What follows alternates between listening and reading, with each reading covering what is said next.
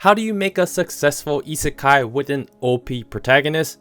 Well, create a crazy amount of amazing side characters that have their own unique and insightful journey, coupled with this anime's flavor of comedic irony, sprinkle in some ass and titties, and you got yourself something special. But there is one other thing that is fundamental to isekais that this episode brilliantly did, and this video will explain why. Stay tuned, because season 2 of episode 12 of the Eminence Shadow is the perfect example of what this genre of OP isekais are all about, and it can be incredibly successful, guys. The Eminence Shadow retains its title of GOAT status, and now we're getting a freaking movie. Before we move on any further, obviously spoilers. If you don't think you should FOMO watch this series, you are missing out on a GOAT anime, and you call yourself an anime fan, you need to watch it. This show is so fundamentally at the core of what I love about the creativity of making all those anime tropes melt together and using comedic irony to make fun of it. Like any story, it's imperative to keep things fresh. Let's not pull a Super Saiyan rainbow here, guys. What the Eminence Shadow did this episode is absolute genius. I'm not being hyperbolic. When you have a deck that is stacked against the villains, it's ultimately not about the villains. Time and time again, there are endless examples of villains not mattering in the sense that they are legitimate threats to Shadow or Shadow Garden.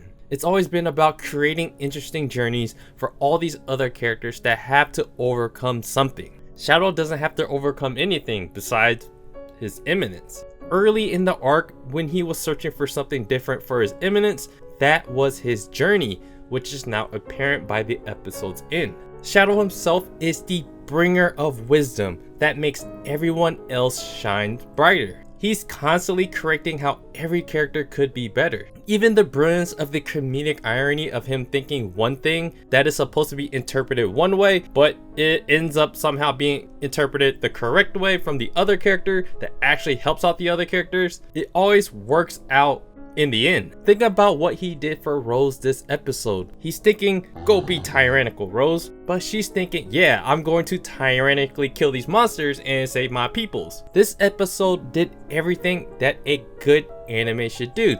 Bad guy has epic monologues, explains how shit works, have cool fight scenes, display all your fun side of these characters. This episode really did everything you'd want in the plot. That's where the predictability, the same tropes over and over in the story start to occur. The story needs something fresh to be injected. Through Cid, the creator acknowledges that the Eminence should do something fresh. Even Cid is figuring out, hey, I need to do something different. It's kind of the same things. Let's try something new. And now we have the ultimate plot twist. There was one thing that an isekai does that is fundamental to its core. It is changing worlds. You are one person in this world, but someone else in another. What is the one thing that a story can do to expand upon their universe? One Piece has endless amounts of islands to explore. Dragon Ball literally has multiple universes now. So the answer is clearly to expand. That just means more exposition. Exposition, guys. All the villains up until this point did one thing. It expanded the lore in the world of the Cid Kageno world. What Mordred introduced changes everything that the first 32 episodes now gave us is a new world or multiple dimensions. Who would have known? Just isekai your ass back. However, the plot twist here with not just only isekaiing your butt back to your original world is what the Eminence Shadow did this episode that is slightly unique and still maintains a freshness to a story amongst the time-traveling multiverse kind of crutch. Just think about it. In 32 episodes, they did not use the crutch of different universes or traveling back in time or anything like that until they pretty much explored all they can in this current world. So the secret sauce that they use is not only traveling to other worlds, but combining them. So what we have here are worlds that are spliced together. It's a way to still maintain some type of continuity within the story, while at the same time be able to introduce a world-changing event that Shadow can experience his Eminence differently, possibly, And I think that's just brilliant for the show. While I'm not saying that I know what happens in the upcoming arcs, it introduces a freshness that allows the creators to expand upon the Eminence and Shadow universe. All of the tropes that we already like that's specific to the show, now we get to see how that's kind of applied to the Minoru world, or the splice world of Minoru. But all of the contextual things are not really explained just yet, but the idea, the questions, the air of mystery, that is what makes it good. Because you become intrigued and you want to know, but you don't have the answers just yet. Even though certain animes can be predictable, it's always good to keep the viewers a little bit off balance. So when it comes to the episode itself, this was a perfectly executed episode that ended the arc in the season. All the things that you expect a good anime to do, once again, they did it. You have your killer epic lines, Rose's coming of age as Queen Rose, Beta and Epsilon fighting as a duo. This is literally the only time we got to see two of the shadows fight as a tandem. Those are the little things that keep the anime fresh, showing you something that you have not seen before. And you have a giant cast of characters to work with. And between the two, they just emasculated the crap out of Mordred. I mean, it's pretty hilarious how much shit talking they do to him. I'm not sure if it was intentionally funny or not, but I mean, patronizing villains is like peak to me. Like, it's a trope to talk shit to your villains and then beat the shit out of them. I mean, good shit talking is a gift from Kami-sama, for real. Then you had all the world building with Mordred, which flipped the whole anime on its head, which is needed when things become too predictable. If you want to continue the story with something fresh, you kind of have to change up the world.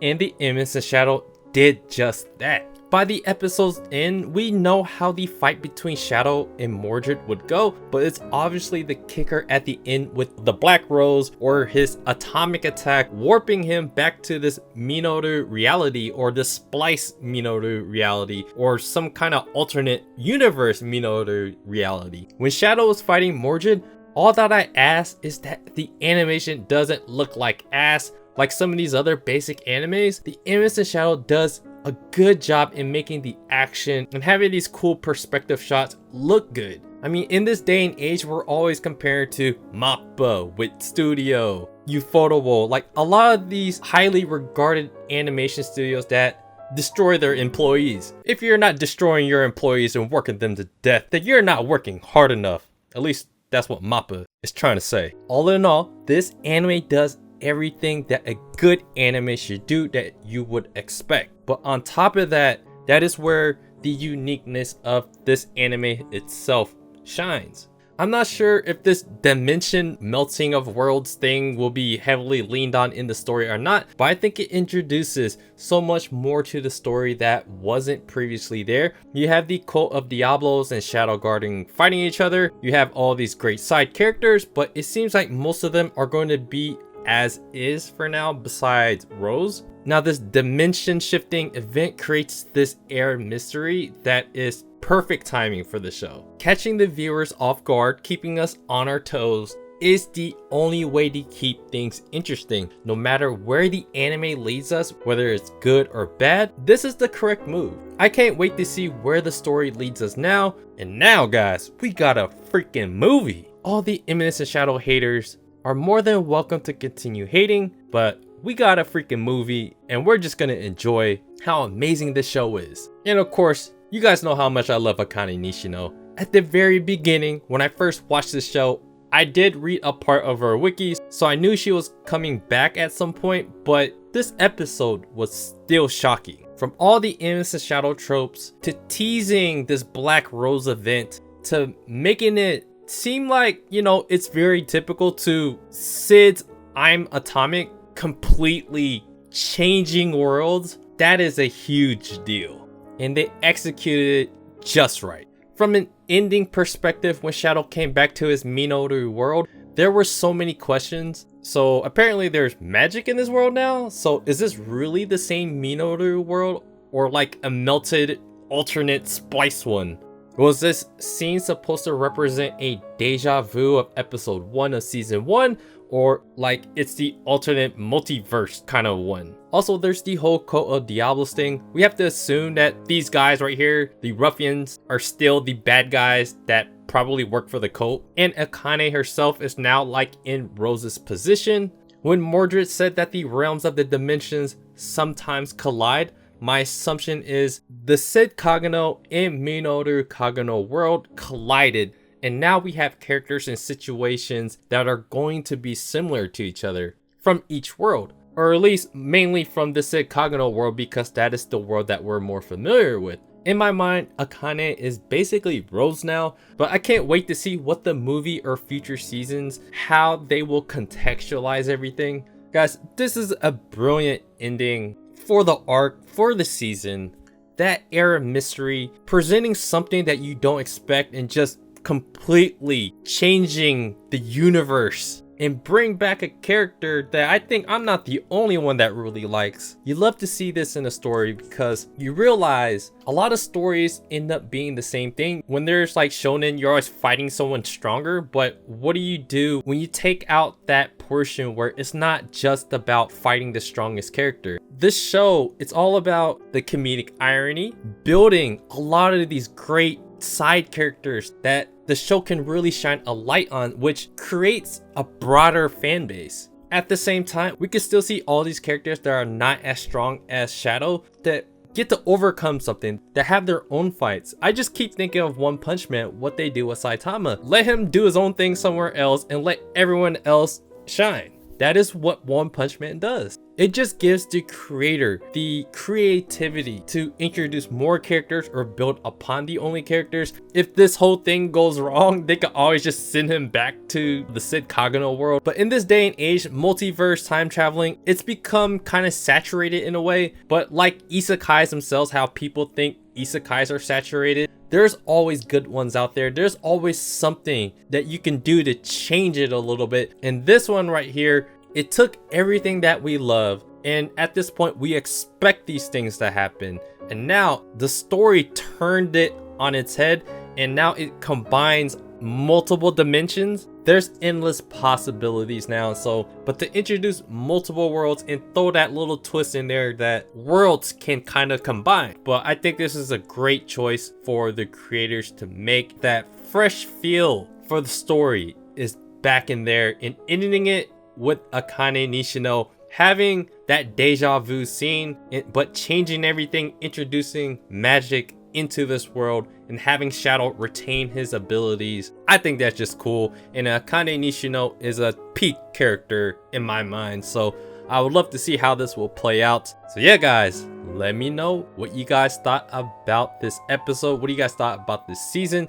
This is definitely an upgrade season over season 1. You still have to respect what season 1 did, because they have to introduce these characters. They have to introduce the lore. Now you have all these characters that you could work and build upon, and that's what season 2 did. So yeah, can't wait for the movie. Can't wait for the next season. So yeah, let me know what you guys thought about this episode. Do me a favor guys, hit the like button, subscribe to the channel if you guys haven't already, check out my blog at otakusin.com, and I appreciate you guys watching. I'll see you guys on the next video.